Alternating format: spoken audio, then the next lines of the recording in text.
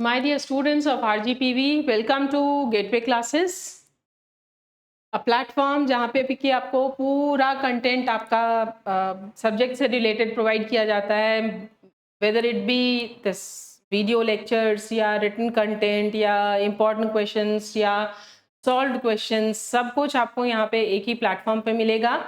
And I ensure you कि अगर आप इसको फॉलो करते हैं, पढ़ते हैं, तो नो डाउट आप बहुत अच्छा स्कोर करने वाले हैं।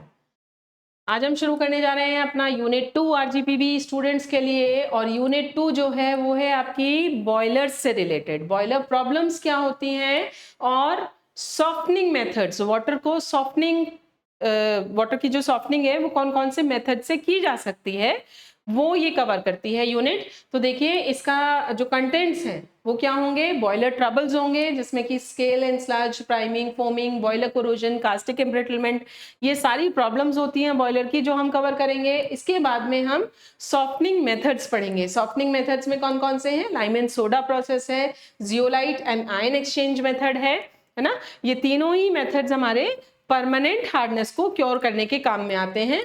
और लास्ट में हम इसमें देखेंगे numerical problems related to these softening techniques. अब आज का जो लेक्चर है देखिए वो हमारा किसके साथ में डील करेगा। आज के लेक्चर में हम पढ़ेंगे कि आपकी बॉयलर ट्रबल्स का मतलब क्या है, what do you understand by the term boiler troubles, scale और स्लज क्या होता है, प्राइमिंग एंड फोमिंग क्या होता है, बॉयलर कोरोजन क्या होता है और कास्टिक एम्ब्रिटलमेंट क्या होता है। मतलब कि हम डिटेल में बॉयलर ट्रबल्स को ही आज डील करने जा रहे हैं। तो शुरू करेंगे हम सबसे पहले कि बॉयलर होता क्या है, बॉयलर को यूज क्यों करते हैं, उसमें क्या क्या ट्रबल्स होती हैं। देखिए बॉयलर क्या है, बॉयलर एक क्लोज्ड वेसल होती है। पेन चेंज कर लेते हैं। बॉयलर एक क्लोज्ड वेसल होती है जिसमें कि वाटर जो है वो अंडर प्रेशर ट्रांसफॉर्म किया जाता है into steam by the application of heat. ठीक है, तो बॉयलर एक बंद वेसल होती है, जैसे आपका गीजर होता है, बिल्कुल वैसे ही मान लीजिए एक बंद वेसल है जिसके अंदर की पानी भरा जाता है। क्यों भरा जाता है, जिससे कि हम उस वाटर को स्टीम में कन्वर्ट कर सके। स्टीम में कन्वर्ट करने के लिए by the application of heat. शुरुआती लेक्चर में आपने देखा होगा, फर्स्ट यूनिट में हमने देखा था कि वाटर का जो यूसेज है बेसिकली इंजीनियर्स के लिए क्या है, क्या यूज है कि उसको हम स्टीम में कन्वर्ट करके फिर हम उसको दिस पावर में कन्वर्ट करते हैं, है ना। उसको हम इलेक्ट्रिसिटी में कन्वर्ट करेंगे, यानी कि उसको कन्वर्ट करते हैं, है ना। तो इसी वजह से हम क्या करते हैं, सबसे पहले वाटर को हम फीड करेंगे बॉयलर्स में। बॉयलर्स में क्या होता है, वाटर को स्टीम में कन्वर्ट किया जाता है and then this steam is further utilised for various applications.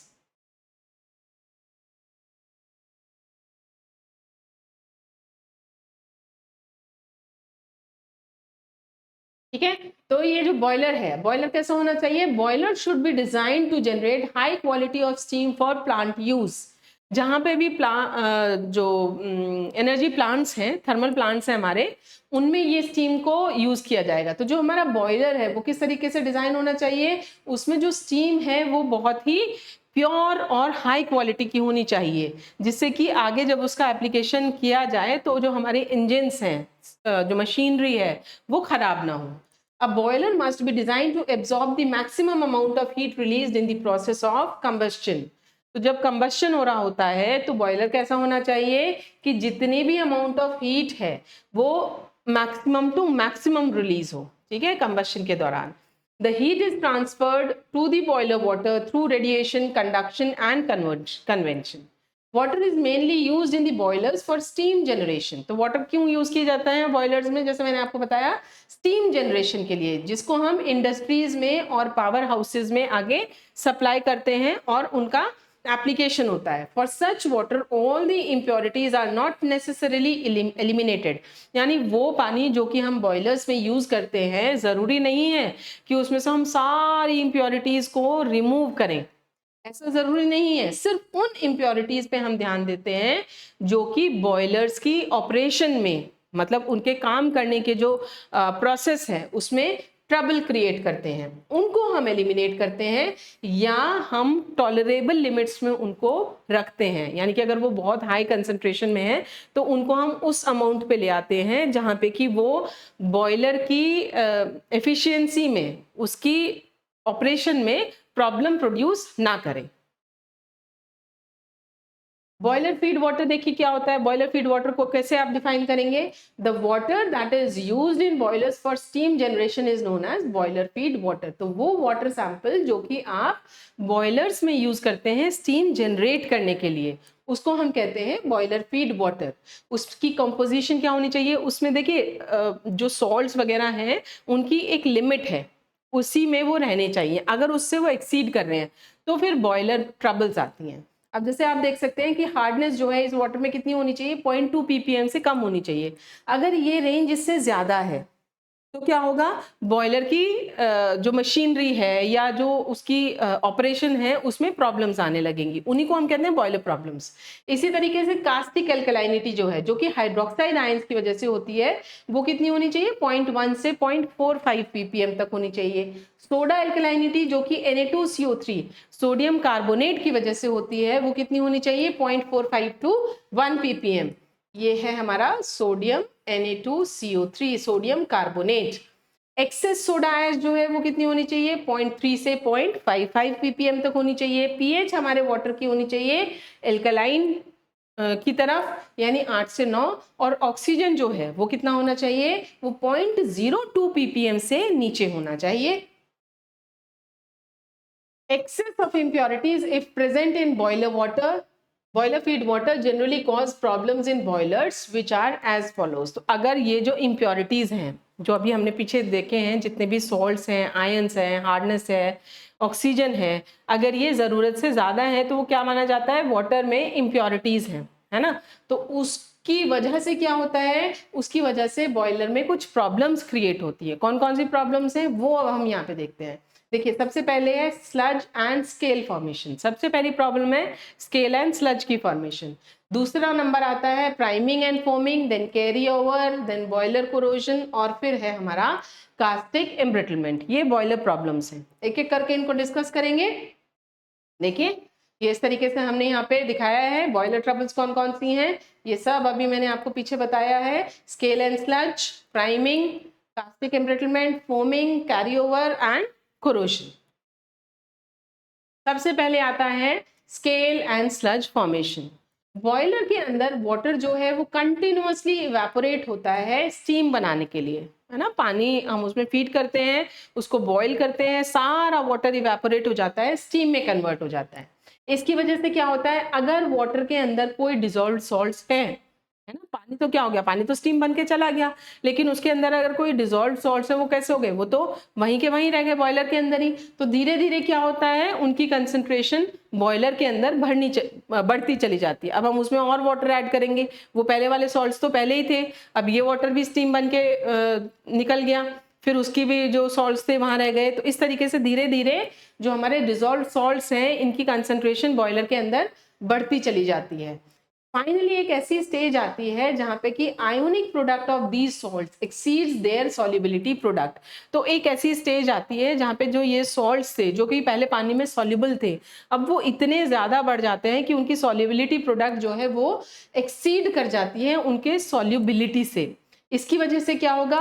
अब वो प्रेसिपिटेट फॉर्म में कन्वर्ट हो जाते हैं, है ना। इसी तरीके से तो बनता है प्रेसिपिटेट। अगर किसी भी चीज की जो आयोनिक प्रोडक्ट है ना, आयनिक प्रोडक्ट जो है वो उसकी सॉल्युबिलिटी से ज्यादा है तो क्या होता है? वो प्रेसिपिटेट बनता है। तो वही चीज हम यहाँ पे दिखा रहे हैं।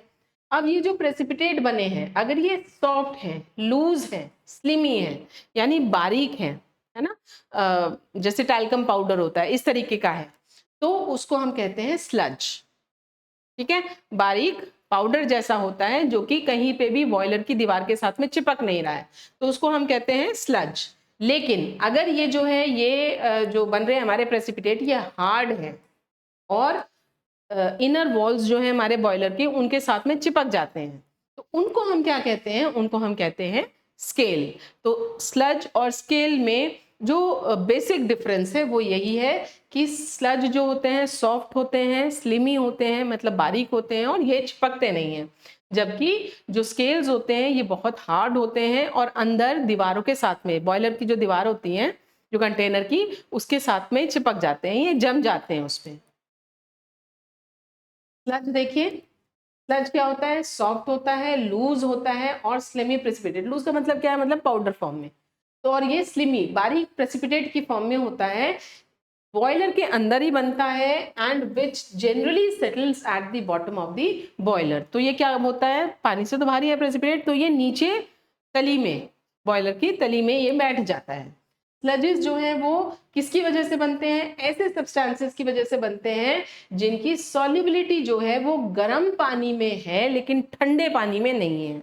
तो ये ऐसे कंपाउंड्स होते हैं, ऐसे सॉल्ट्स होते हैं जो कि जब तक पानी गर्म रहेगा उसमें तो सॉल्युबल रहेंगे, लेकिन जैसे ही पानी ठंडा होने लगेगा तो ये सफेद प्रेसिपिटेट की फॉर्म में नीचे बैठ जाते हैं। आपने देखा होगा घर पे भी जैसे पानी गर्म करते हैं, पहले भी मैंने ये चीज आपको बताई है, जब घर पे पानी आप देखिएगा बर्तन में उबाल के रखेंगे उसको ठंडा होने के लिए, तो जब तक पानी गर्म है या उबल रहा है आपको कुछ उसमें नजर नहीं आएगा, लेकिन जैसे जैसे पानी ठंडा होने लगेगा तो आप देखेंगे उसमें एक सफेद चूरा, बारीक प्रेसिपिटेट नीचे बैठना शुरू हो जाता है। वो जो सफेद सफेद सा नीचे बैठता है वो होता है स्लज। और किसकी वजह से होता है वो देखिए, ये होते हैं calcium chloride, magnesium carbonate, magnesium sulphate, ये सॉल्ट्स हैं जो कि स्लज होते हैं। ठीक है, they are formed at comparatively colder portions of the boiler and get collected at the places where the flow rate is slow. तो ये कहाँ बनते हैं, जहाँ पे भी बॉयलर का वो पोर्शन जो कंपैरेटिवली ठंडा है वहां इनकी फॉर्मेशन होगी। और ये कहाँ जमते हैं, जैसे पानी बह रहा है तो जहाँ पे भी फोल्ड्स होंगे, मतलब जहाँ पे पानी का फ्लो जो है वो कम है, या जहाँ पे जॉइंट्स हैं, जहाँ पे मोड़ हैं पाइप के अंदर, वहां पे ये डिपॉजिट होते चले जाते हैं। They can be easily removed, scraped of with a wire brush. तो जो घर पे भी हमारे बोतल साफ करने वाला जो ब्रश होता है, उस ऐसे ब्रश की हेल्प से हम इनको आसानी से रिमूव कर सकते हैं। Or if sludges are formed along with the scales, then sludges gets entrapped in the scales and both get deposited at scales. लेकिन अगर आप देखो, अगर दोनों ही साथ साथ बन रहे हैं, स्केल्स भी और स्लजेस भी साथ साथ बन रहे हैं, तो स्लज तो आपने देखा ये तो नीचे बैठ जाता है, लेकिन अगर ये स्केल के साथ साथ बन रहा है तो क्या होता है, स्केल में ही ये एंट्रैप, मतलब स्केल इसको भी अपने साथ में एंट्रैप करके वहां पे एक कोटिंग बना लेता है।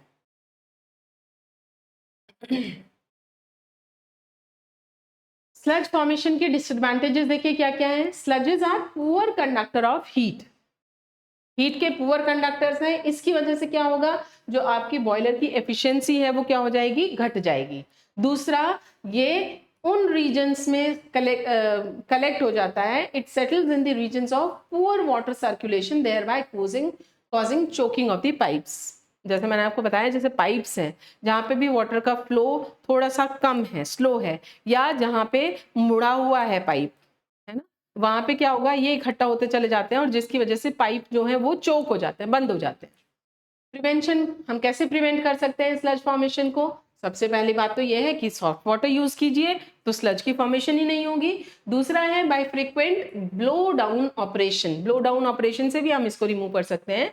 ब्लो डाउन ऑपरेशन देखिए क्या होता है, जैसे ये बॉयलर है तो बॉयलर में नीचे एक ओपनिंग होती है, जब आप देखते हैं कि नीचे जो है सेटल हो गया है स्लज, तो आप क्या करेंगे, नीचे से थोड़ा सा पानी उसको बहा देंगे। जैसे ये होते हैं ना वाटर कैंपर्स जो होते हैं जिसमें हम वाटर स्टोर करते हैं, तो आप देखते हैं इसमें नीचे टैप होता है जिसको हम ओपन करके वाटर लेके और अपना पीते हैं। इसी तरीके से जो बॉयलर्स हैं उसमें नीचे एक ओपनिंग होती है, वहां से अगर हम उसको खोल देते हैं तो नीचे का जो पानी है जिसमें कि स्लज डिपॉजिटेड है वो नीचे फ्लो कर जाता है स्लज के साथ में, उसको हम कहते हैं ब्लो डाउन ऑपरेशन।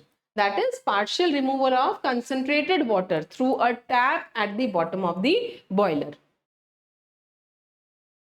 नेक्स्ट है हमारा स्केल्स। स्केल्स को कैसे डिफाइन करेंगे, ये हार्ड स्टिकी डिपॉजिट्स हैं जो कि बॉयलर की अंदर की दीवारों में डिपॉजिटेड रहते हैं। The scales are very difficult to remove, इनको रिमूव करना बहुत मुश्किल काम है। कॉजेज क्या है स्केल्स फॉर्मेशन के, लो प्रेशर बॉयलर्स में जो है वो अलग कारण है बनने का, और हाई प्रेशर बॉयलर्स में अलग कारण है। अब लो प्रेशर और हाई प्रेशर बॉयलर्स में डिफरेंस तो समझ में आ रहा है, ये लो प्रेशर पे काम करते हैं, वो हाई प्रेशर पे काम करते हैं। लो प्रेशर बॉयलर्स में देखिए क्यों बनते हैं ये, due to decomposition of calcium bicarbonate. Calcium bicarbonate जो है वो डिकम्पोज होता है हाई टेम्परेचर अगर दिया जाता है इस सॉल्ट को, हाई टेम्परेचर और प्रेशर में, जो कि बॉयलर में होता ही है, उसमें ये डिकम्पोज होता है ना, और डिकम्पोज होके बनाएगा क्या, ये कैल्शियम कार्बोनेट बनाता है और CO2 और वाटर बनाता है। ठीक, अब ये जो CaCO3 बना है कैल्शियम कार्बोनेट, ये क्या है, ये इनसॉल्युबल सॉल्ट है, ये प्रेसिपिटेट होता है। आपको यहाँ पे दिखाया भी हुआ है, देखिए, विच सेटल्स एज प्रेसिपिटेट इन दी बॉयलर। ये कैल्शियम बाइकार्बोनेट है, इसको हमने हीट किया हाई प्रेशर हाई टेम्परेचर, तो ये CaCO3 बनाया इसने, CO2 बनाया और वाटर बनाया, तो कार्बन डाइऑक्साइड तो गैस है। अब ये क्या है, ये स्केल है, ये स्केल बनाता है CaCO3। हाई प्रेशर बॉयलर्स में जो है CaCO3 कैसा होता है, ये सॉल्यूबल रहता है वाटर में due to the formation of calcium hydroxide. तो आगे क्या होता है, आगे जो है ये CaCO3 कन्वर्ट हो जाता है कैल्शियम हाइड्रोक्साइड में हाई प्रेशर बॉयलर्स में, है ना। तो ये CaCO3 रिस्पॉन्सिबल नहीं होता हाई प्रेशर बॉयलर्स में। हाई प्रेशर बॉयलर्स में क्या होता है, calcium sulfate precipitates out as hard scale whenever the temperature of the boiler increases। Calcium sulphate जो है वो कैसे होता है, वो स्केल फॉर्मेशन करता है जब भी पानी का टेम्परेचर या बॉयलर का टेम्परेचर बढ़ता है। Calcium sulphate scale is quite adherent and difficult to remove. तो ये स्केल की फॉर्म में उसमें डिपॉजिट हो जाता है, इसको हम आसानी से रिमूव नहीं कर सकते with the help of hammer and chisel. मतलब इतनी जोरदार पकड़ है देखिए कि हथौड़े से और जो छेनी होती है उससे भी इसको हटाना मुश्किल है। फिर डिजॉल्व्ड MgCl2, मैग्नीशियम क्लोराइड जो है, जो पानी में प्रेजेंट होता है डिजॉल्व फॉर्म में, वो प्रेसिपिटेट आउट हो जाता है in the form of magnesium hydroxide at high temperature which is deposited as soft scale. आप देखो मैग्नीशियम क्लोराइड जो है वो वाटर के साथ में रिएक्शन करेगा हाई टेम्परेचर पे और क्या बनाता है, मैग्नीशियम हाइड्रोक्साइड, और ये HCl जो है वो हमारा ये इस तरीके से रिलीज हो जाएगा। ठीक है, तो ये जो कंपाउंड बना है ये बनाता है हमारा सॉफ्ट स्केल। ठीक है, सॉफ्ट स्केल कौन से होते हैं, जो हम थोड़ा कंपैरेटिवली आसानी से रिमूव हो जाते हैं। इसी तरीके से सिलिका अगर प्रेजेंट है पानी में तो वो भी कैल्शियम सिलिकेट या मैग्नीशियम सिलिकेट की फॉर्म में कन्वर्ट हो जाएगा, क्योंकि कैल्शियम और मैग्नीशियम के सॉल्ट्स आप देख ही रहे हैं वाटर में है, तो सिलिका कैल्शियम और मैग्नीशियम सॉल्ट्स के साथ में रिएक्शन करता है और कन्वर्ट हो जाएगा कैल्शियम सिलिकेट या मैग्नीशियम सिलिकेट में। These deposits sticks very firmly on the inner side of the boiler surface and are very difficult to remove. Sand filter is one of the important source of silica in water। ठीक है, तो ये basically हमारे salts हैं जो कि responsible हैं for the formation of scales. Disadvantages देखिए स्केल फॉर्मेशन की क्या क्या है। डिसएडवांटेजेस में सबसे पहले है वेस्टेज ऑफ फ्यूल। अब क्योंकि स्केल है सॉल्ट्स हैं वाटर के अंदर, यहाँ स्केल फॉर्मेशन हो गई है बॉयलर की वॉल्स पे, तो क्या होगा, वाटर जो है वो कांटेक्ट में नहीं आ रहा है मेटल के, है ना, तो हीटअप जो है पानी मतलब उबलने में ज्यादा टाइम लगेगा, इसका मतलब ज्यादा फ्यूल लगेगा। Scales have poor thermal conductivity. Scale, वही मैं आपको बता रही हूँ, स्केल जो है वो दीवार के साथ में चिपक गए, अब इनकी कंडक्टिविटी कैसी है, पुअर है। ठीक है, तो इसकी वजह से क्या होगा, वाटर जो कि स्केल की कांटेक्ट में है उसको हीट अप होने में टाइम लगेगा। In order to provide a steady supply of heat to water, excessive is done which causes increase in fuel consumption. Next देखिए लोअरिंग दी बॉयलर सेफ्टी। अब अगर आप किसी चीज को अननेसेसरीली इतनी ज्यादा हीट कर रहे हैं तो क्या होगा, उसका तो मतलब डिसएडवांटेज होना ही होना है। Heating the boiler to high temperatures causes the weakening of boiler material. This makes the boiler unsafe to bear the pressure of the steam. अब क्योंकि वो बॉडी जो है उसकी बॉयलर की मटेरियल जो है वो वीक हो जाएगा, तो अब वो इतना प्रेशर झेलने लायक नहीं रहेगा, है ना। जो स्टीम बनने से जो प्रेशर क्रिएट होता है, गैस बन रही है तो उससे जो प्रेशर क्रिएट होता है उसकी वजह से बॉयलर की जो वीक बॉडी है वो उसको टॉलरेट नहीं कर पाएगी, specially in high pressure boilers. तो फटने का डर रहता है, बॉयलर्स एक्सप्लोड कर जाते हैं। Decrease in efficiency. Deposition of scales in the walls and condensers of the boiler choke them partially.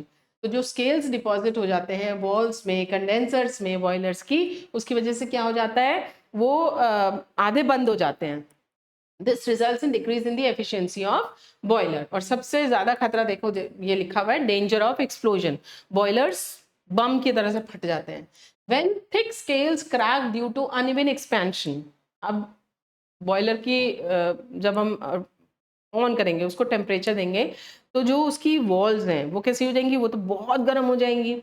और स्केल्स जो हैं वो कैसे हैं, scales poor conductors of heat हैं, है ना। और हमने पानी लिया बॉयलर में, तो ये तो बहुत गर्म है, पानी ठंडा है, तो उसकी वजह से क्या होगा, स्केल्स में क्रैक्स आ जाते हैं, है ना। क्रैक्स आ गए तो क्या होगा, जो ये पानी है जिसका टेम्परेचर बहुत कम है और जो बॉयलर की बॉडी है जो कि बहुत हीट अप है, अब ये कांटेक्ट में आएंगे, इसकी वजह से क्या होगा, इसकी वजह से when thick scales crack due to uneven expansion, the water comes suddenly in contact with overheated portion and large amount of steam is formed, एकदम से बहुत ज्यादा स्टीम बनेगी, है ना। तो उसकी वजह से क्या होगा, एकदम से प्रेशर बहुत बढ़ेगा और explosion, large amount of steam is formed instantaneously. This results in development of sudden high pressure which may cause explosion of the boilers. That is really dangerous. कैसे आप रिमूव कर सकते हैं स्केल्स को, if the scale is soft, अगर scale soft है तो हम उनको स्क्रैपर यानी खुरच के निकाल सकते हैं।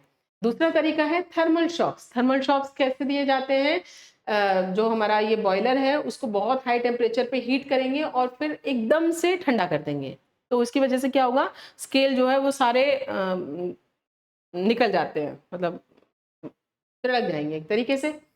CaCO3 कैल्शियम कार्बोनेट स्केल जो है उसको हम रिमूव कर सकते हैं bye washing with 5 to 10% HCl solution, and CaSO4 scale can be removed by washing with EDTA solution. तो ये भी हम यूज कर सकते हैं रिमूव करने के लिए। देखिए यहाँ पे डायग्राम आपका दिखाया हुआ है, ये आपकी बॉयलर की बॉडी है, ठीक है, अंदर ये पानी है और ये जो काले काले आपको दिखाई दे रहे हैं ये क्या है, ये लूज प्रेसिपिटेट है स्लज की फॉर्म में जो कि पानी में सस्पेंडेड है, ठीक है। अब इधर देखिए, ये भी आपकी बॉयलर की बॉडी है, अंदर जो ये आपको मोटा मोटा ये काला दिख रहा है बिल्कुल, ये है स्केल, तो ये अंदर स्केल डिपोजिशन हो गया है और ये वाटर है आपका, ठीक है। This is hard adhering coating on inner walls of the boiler, ठीक है। This is how you can draw the diagram. Difference देखिए, डिफरेंस लिखने के लिए आ जाता है, काफी इंपॉर्टेंट टॉपिक है ये, काफी पूछा जाता है एग्जाम में। स्केल और स्लज में डिफरेंस पढ़ लिया आपने, तो अब हम डिफरेंस समझ पाएंगे। स्लज कैसे होता है, सॉफ्ट होता है, लूज होता है, इसलिए में प्रेसिपिटेट होता है, जबकि स्केल कैसा होता है, हार्ड डिपॉजिट्स हैं। स्लज जो है ये कैसे हैं, ये चिपकते नहीं है बॉयलर की वॉल्स में और इनको हम कंपैरेटिवली आसानी से रिमूव कर सकते हैं, जबकि स्केल्स जो है ये इनर सरफेस के साथ में, बॉयलर के इनर सरफेस के साथ में स्टिक हो जाते हैं और इनको रिमूव करना अच्छा खासा मुश्किल है। They are formed by substances like CaCl2, MgCl2, MgSO4, MgCO3, है ना। तो ये सॉल्ट्स हैं जिनकी वजह से स्लज की फॉर्मेशन होती है, जबकि स्केल्स जो हैं वो किसकी वजह से बन रहे हैं, basically calcium sulphate and magnesium hydroxides etcetera.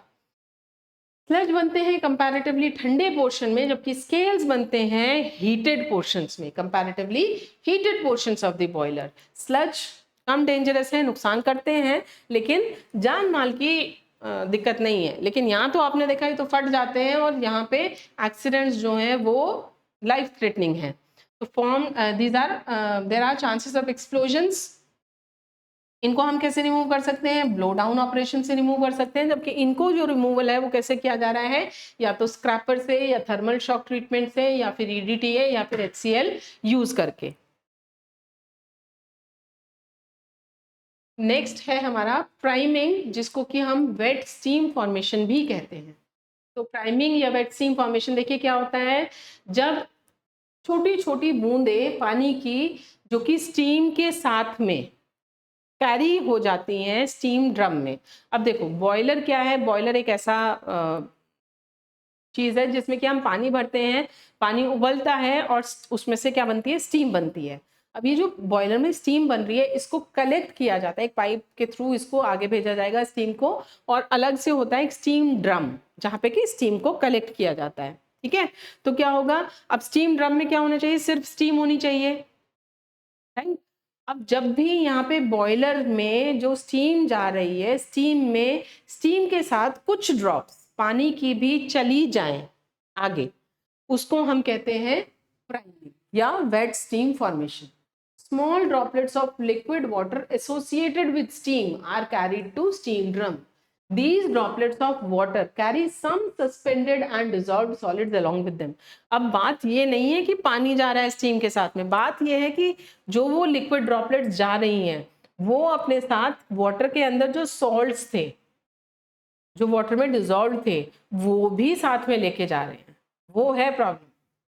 Causes क्या क्या है? या तो आपने जो वाटर लिया है उसमें सॉलिड्स या सॉल्ट्स जो हैं वो बहुत ज़्यादा हैं पहले से ही डिजॉल्व. आपकी स्टीम फॉर्मेशन की जो वेलोसिटी है वो बहुत ज़्यादा है. एकदम से पानी उबल रहा है तो भी पानी उबल के एकदम से क्या होता है, ऊपर उछलता है.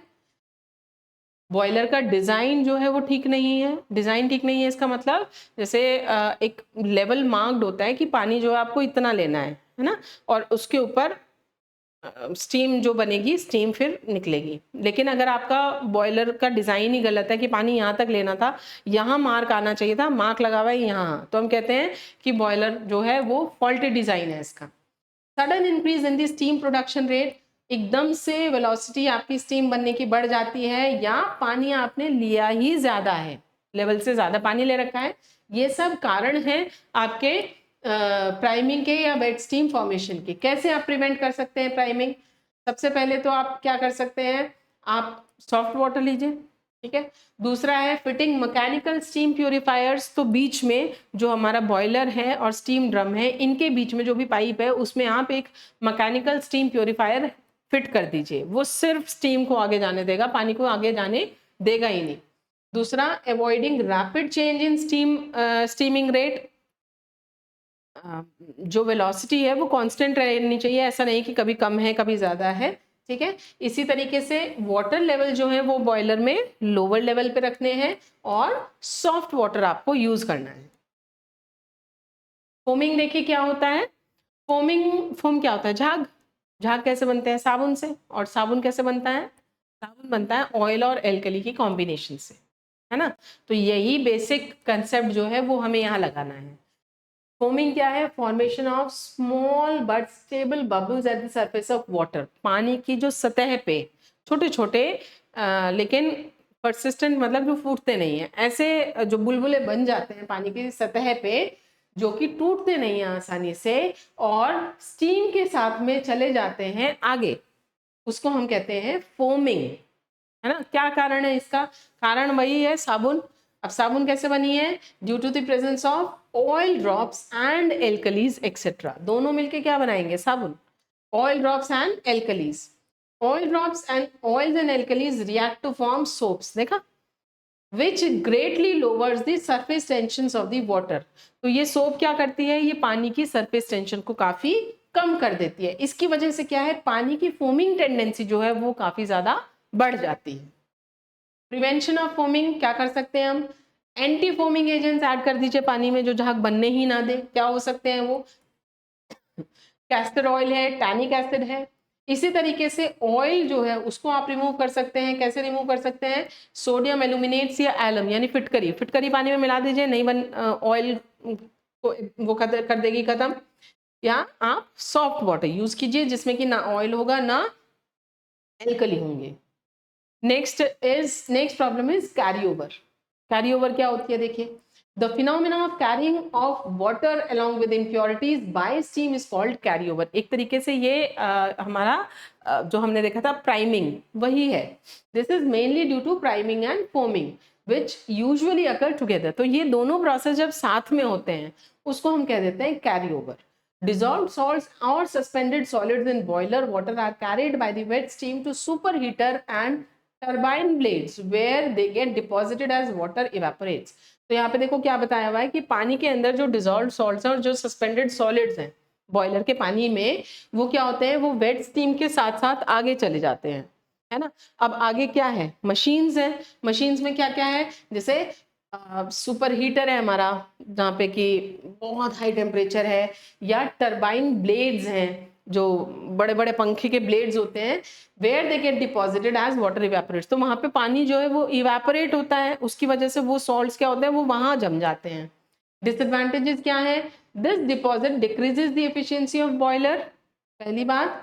dissolved salts may enter the parts of other machinery thereby decreasing their life, अब ये salts जो हैं ये आगे जाके जमा हो जाते हैं, उसकी वजह से आगे की मशीनरी जो है वो खराब होनी शुरू हो जाती है। The maintenance of the boiler pressure becomes difficult because of the improper judgment of actual height of water column, ये एक और प्रॉब्लम है।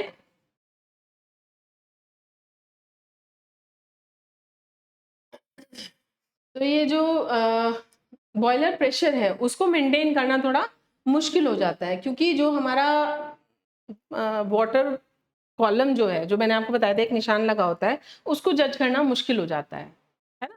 तो हम यही नहीं जज कर पाते कि पानी लेना एक्चुअली कितना है, तो वो एक प्रॉब्लम जनरेट होती है। बबल्स होते हैं तो ठीक से दिखाई नहीं देता, ठीक है। नेक्स्ट देखिए, next problem is caustic embrittlement. Caustic embrittlement क्या होता है? यहाँ पे जो बॉयलर की बॉडी है, boiler material becomes brittle due to the accumulation of caustic substances. Caustic substances जैसे कास्टिक सोडा हो गया, वो जमा हो जाता है वहाँ पे, तो इसकी वजह से क्या होता है, जो बॉयलर की बॉडी है जिस भी मटेरियल की बनी है, लोहे की या जिस भी मेटल की, उसकी वजह से क्या होता है, वो ब्रिटल हो जाती है। ब्रिटल मतलब सख्त हो जाती है बहुत, और तिड़कने लगती है एक तरीके से। This type of boiler corrosion is caused by the use of high alkaline water in high pressure boilers। जब high pressure boilers में ऐसा water हम use करते हैं जिसकी alkalinity बहुत ज़्यादा है ना, तो उसकी वजह से क्या होता है, उसकी वजह से बॉयलर की जो मटेरियल है वो वीक होना शुरू हो जाता है। वो एक तरीके से, जैसे आपने देखा होगा लोहा अगर काफ़ी टाइम से ऐसे ही पड़ा हुआ है अनअटेंडेड, तो आप देखोगे उसमें से एक ऐसे परत सी, बिल्कुल जरा सा प्रेशर लगाइए ऐसे टूटती है, इस तरीके के प्रॉब्लम आती है, मतलब वो ब्रिटल हो जाता है बहुत ज़्यादा। सोडियम कार्बोनेट देखिए, the sodium carbonate present in water hydrolyses to sodium hydroxide at high pressure in boiler. अब ये जो सोडियम हाइड्रोक्साइड है ये दिक्कत करता है। तो सोडियम कार्बोनेट क्या है? सोडियम कार्बोनेट पानी में अगर प्रेजेंट है, ये दोनों रिएक्ट करेंगे और ये बना दिया सोडियम हाइड्रोक्साइड। ये सोडियम हाइड्रोक्साइड जो है ये कंसंट्रेट होता चला जाता है। जब लगातार हम यूज करते रहेंगे इस तरीके से अल्कलाइन वाटर को, उसमें से सोडियम हाइड्रोक्साइड की फॉर्मेशन होती चली जाएगी, ये जमा होता चला जाएगा। इसकी वजह से क्या होता है, क्रैक्स आ जाते हैं बॉयलर की वॉल्स में, specially at the stress points, right. Prevent कैसे कर सकते हैं हम? देखिए कास्टिक एम्ब्रिटलमेंट को by using sodium phosphate as softening agent instead of sodium carbonate. तो सोडियम कार्बोनेट जो है वो एक अभी आप आगे पढ़ेंगे ट्रीटमेंट मेथड्स में, सोडियम कार्बोनेट इंटरनल कंडीशनिंग में काम आता है, ठीक है। वाटर मतलब हार्डनेस रिमूव करने के काम में आता है सोडियम कार्बोनेट, लेकिन सोडियम कार्बोनेट ये दिक्कत देता है। तो हम क्या कर सकते हैं, हम वाटर सॉफ्टनिंग के लिए सोडियम कार्बोनेट ना इस्तेमाल करके उसकी जगह क्या इस्तेमाल करें, सोडियम फॉस्फेट इस्तेमाल करें। सोडियम फॉस्फेट से ये प्रॉब्लम नहीं आएगी। दूसरा है बाय एडिंग टेनिन और lignin to the boiler water which blocks the hair cracks and pits in boiler. Tannin और लिग्निन जो है ये क्या करते हैं, अगर आपका जो बॉयलर मटेरियल है उसमें कहीं क्रैक है या कहीं छोटा मोटा गड्ढा है, तो ये अपने आप ही उसको भर देते हैं, है ना। by adding sodium sulfate to soften the water and this also blocks the hair cracks present on the surface of the boiler plate। तो सोडियम सल्फेट भी है जो हम यूज करते हैं, सोडियम फॉस्फेट यूज कर रहे हैं, सोडियम सल्फेट भी आप ऐड कर सकते हैं पानी में। ये भी क्या करता है, ये भी जो भी हेयर क्रैक्स हैं या कोई इस तरीके की प्रॉब्लम है उसको अपने आप से फिल कर देता है। Next problem is boiler corrosion. Corrosion आप जानते हैं क्या होता है, जंग लगना, है ना। तो ये है decay of the boiler body material due to chemical और electrochemical reaction with the environment. Environment के साथ में जो मेटल है वो रिएक्ट करता है, चाहे केमिकली करता हो चाहे इलेक्ट्रोकेमिकली करता हो, है ना। उसकी वजह से क्या होता है, बॉयलर का जो मटेरियल है, जो वो मेटल का मटेरियल है, वो क्या होता है, वो धीरे धीरे खराब होना शुरू हो जाता है, डिसइंटीग्रेट होना शुरू हो जाता है, उसको हम कहते हैं कोरोजन, ठीक। डिसएडवांटेजेस देखिए इसकी क्या क्या है। एक तो बॉयलर की जो लाइफ है वो रिड्यूस हो जाती है, दूसरा है रिपेयर और मेंटेनेंस में काफी खर्चा आता है, और जो जॉइंट्स हैं वहां से लीकेज होना शुरू हो सकता है। प्रिवेंट हम इसको कैसे कर सकते हैं? जो जो चीजें रिस्पॉन्सिबल हैं कोरोजन के लिए, बेसिकली उनको हमें टारगेट करना है। तो कौन कौन सी चीजें हो सकती हैं? ऑक्सीजन हो सकता है, कार्बन डाइऑक्साइड हो सकता है, इसी तरीके से पीएच हो सकता है। एसिडिक मीडियम में कोरोजन ज्यादा होता है, तो हम इन 3 चीजों पे कंट्रोल कर सकते हैं। जैसे ऑक्सीजन को हम रिमूव कर सकते हैं by making the use of hydrogen या सोडियम सल्फेट एक्सेट्रा। ये दोनों जो है ये क्या कहा है? ये ऑक्सीजन स्कैवेंजर्स कहलाते हैं, यानी ऑक्सीजन को ये कंज्यूम कर लेते हैं, खत्म कर देते हैं। ठीक है, तो हम ऑक्सीजन रिमूव कर पाएंगे, उसकी वजह से कोरोजन नहीं होगा। दूसरा है by removal of CO2, carbon dioxide को आप रिमूव कीजिए। कैसे रिमूव कर सकते हैं? अमोनिया ऐड करके रिमूव कर सकते हैं। इसी तरीके से पीएच जो है वो पीएच आप कोशिश करें कि 8 से ज्यादा हो, 8.5 से 9 के बीच में हो, क्योंकि ऐसा ऑब्जर्व किया गया है कि लोअर पीएच पे यानी एसिडिक जो पीएच होता है उसमें कोरोजन की टेंडेंसी ज्यादा होती है। कॉजेज क्या है बॉयलर कोरोजन के? देखिए, सबसे पहले डिसॉल्व्ड ऑक्सीजन की वजह से होता है। पानी के अंदर ही वैसे तो आपको पता है ऑक्सीजन रहता है। Water usually contains about 8 ppm of dissolved oxygen at room temperature. अब जब हम इस पानी को हीट करते हैं तो डिसॉल्व्ड ऑक्सीजन जो है क्या होता है, वो पानी से रिलीज हो जाएगा। भाई जब हम पानी को हीट करेंगे तो जो गैसेस हैं वो तो इवेपोरेट होती हैं and the boiler starts corroding. Dissolved oxygen reacts with the iron of the boiler in presence of water and under prevailing high temperature to form ferric oxide। अब देखो ये क्या करता है ऑक्सीजन, पानी तो है ही, आयरन बॉयलर मटेरियल जो है और ऑक्सीजन, ये सब मिलके क्या बना रहे हैं? आयरन का हाइड्रोक्साइड बना रहे हैं। ये आयरन फेरस हाइड्रोक्साइड जो है ये आगे फिर ऑक्सीजन के साथ रिएक्ट करेगा और ये बना देगा आपका रस्ट। रस्ट का फॉर्मूला है ना ये, ठीक है, जंग जो होती है, जो Fe2O3 and 2 molecules of water, this is known as rust. दूसरा कारण क्या है कोरोजन का? देखिए, carbon dioxide. Carbon dioxide is present in presence of water forms carbonic acid which has a corrosive effect on the boiler material like any other acid। तो carbon dioxide जब water के साथ में रिएक्ट करेगी, क्या बना दिया? देखो, कार्बोनिक एसिड बना दिया। अब एसिड तो क्या होता है? एसिड तो एसिड है, खराब करेगा। तो एसिड्स जो है उनकी कैसी टेंडेंसी होती है? उनकी कोरोडिंग टेंडेंसी होती है, वो कोरोजन क्रिएट करते हैं, है ना। तो यहाँ पे कार्बोनिक एसिड की वजह से ऐसा हो सकता है। इसी तरीके से जो मिनरल एसिड्स हैं पानी में, मिनरल एसिड्स कौन कौन से हो सकते हैं?